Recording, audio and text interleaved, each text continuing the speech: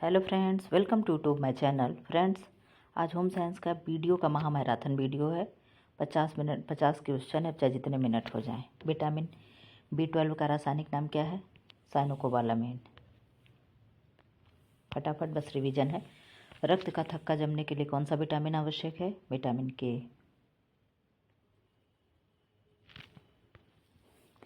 Vitamin D की कमी से बच्चों में कौन सा रोग होता है? रिकेट्स। स्कर्वी रोग किस विटामिन की कमी से होता है? Vitamin C. रतौंधी किस विटामिन की कमी के कारण होता है? Vitamin A. कौन सा विटामिन प्रतिरक्षा प्रणाली को मजबूत करने में मदद करता है? विटामिन ए, सी, डी और डी उपर्युक्त सभी। तो क्या होगा? उपर्युक्त सभी। निम्नलिखित में से कौन सा विटामिन वसा में घुलनशील है? तो वसा में घुलनशील कौन कौन है? बी और सी तो जल में हो गया, तो विटामिन डी ही बचता है। बेरी बेरी रोग किस विटामिन की कमी के कारण होता है? Berry berry B1। थायमीन किस प्रक्रिया के लिए आवश्यक है? तो थायमीन ग्लूकोज का चयापचय के लिए आवश्यक है। थायमीन किस खाद्य वर्ग में पाया जाता है? किस में पाया जाएगा? साबुत अनाज में। थायमीन की कमी के शुरुआती लक्षण को किस में क्या क्या शामिल है? मसूड़े से खून आना, हड्डियों का कमजोर होना, थकान और चिड़चिड़ा, दृष्टि में कमी। तो क्या होगा? थकान और चिड़चिड़ापन। वार्निक कोसाकॉफ सिंड्रोम मुख्य रूप से किस विटामिन की कमी के कारण होता है? तो किस विटामिन की कमी के कारण होगा? विटामिन B1 यानी थायमीन के कारण होगा। वार्निक्स कोपा वार्निक्स एन्सेफेलोपैथी के प्रमुख लक्षणों में क्या शामिल है? इसमें क्या शामिल होगा?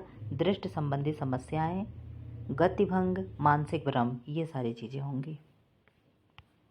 विटामिन ई का रासायनिक नाम क्या है? रेटिनॉल। क्वेश्चन बहुत छोटे हैं लेकिन बहुत ही महत्वपूर्ण है। कभी कभी छोटे क्वेश्चन भी गलत हो जाते हैं। क्वेश्चन नंबर 15, विटामिन ए का मुख्य कार्य क्या है?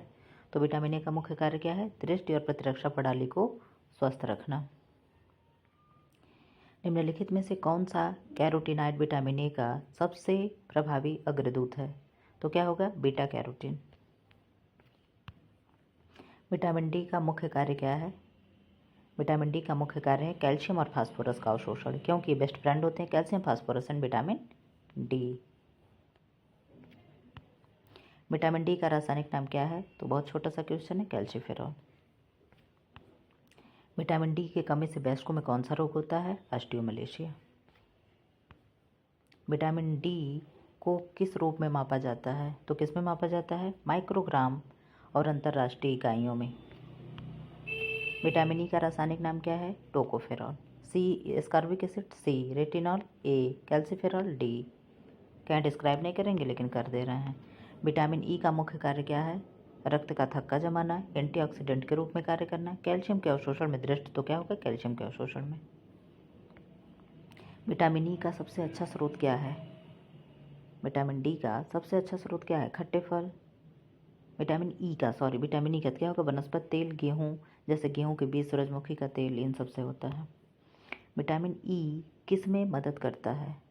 विटामिन ई किस में मदद करेगा? त्वचा और बालों के स्वास्थ्य में सुधार के लिए, प्रतिरक्षा प्रणाली को मजबूत करना, कोशिकाओं की रक्षा करना, इन सब में होगा।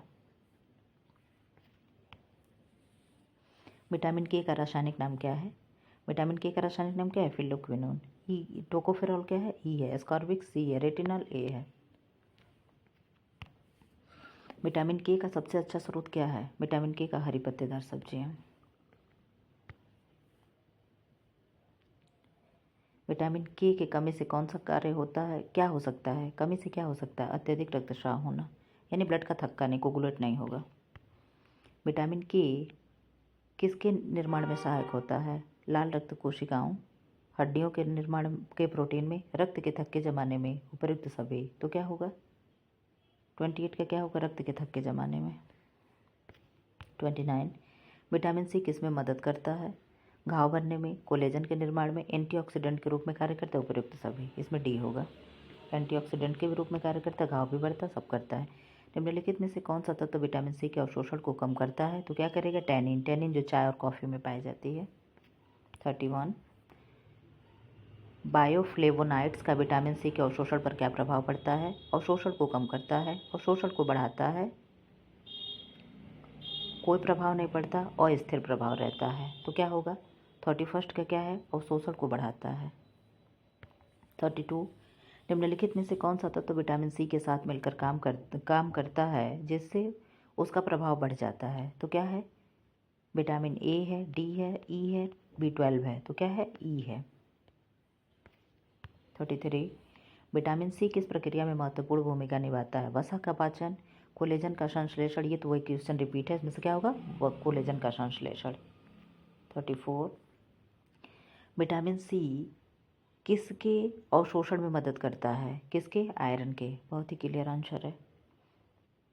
35 कोशिकीय श्वसन के दौरान बनने वाले मुक्त कणों यानी फ्री रेडिकल्स को बेअसर करने में कौन सा विटामिन महत्वपूर्ण होता है? तो कौन सा विटामिन महत्वपूर्ण होगा? Vitamin C. 36 विटामिन सी का प्रमुख कार्य क्या है जो ETC के दौरान ऑक्सीडेटिव क्षति को रोकता है? तो इसका क्या कार्य होगा? 36 का सी, एंटीऑक्सीडेंट को रोकता है। 37 जिंजीवाइटिस का सबसे आम लक्षण क्या है? क्या है? मसूड़ों से खून आना। TPT किस विटामिन का सक्रिय कोएंजाइम रूप है? तो किसका है? 39 का सी, क्या होगा? विटामिन B1 का।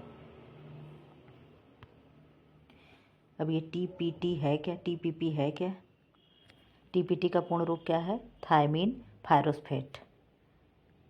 इसका क्या है? TPT किस चयापचय प्रक्रिया में महत्वपूर्ण भूमिका निभाता है? तो किसके में निभाएगा? 40 का सी, कार्बोहाइड्रेट के चयापचय में महत्वपूर्ण भूमिका निभाएगा। 41 क्या है? TPT किस एंजाइम का कोएंजाइम है?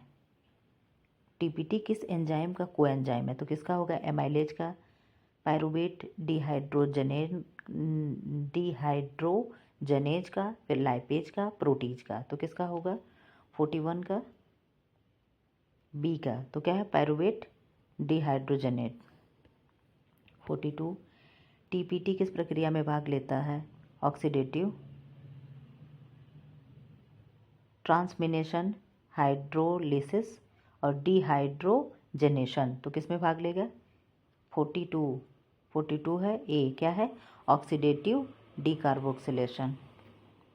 43 राइबोफ्लेविन किस विटामिन का रासायनिक नाम है? तो राइबोफ्लेविन किसका नाम है? B2 का। 44 FMD और FMN क्या है? FAD और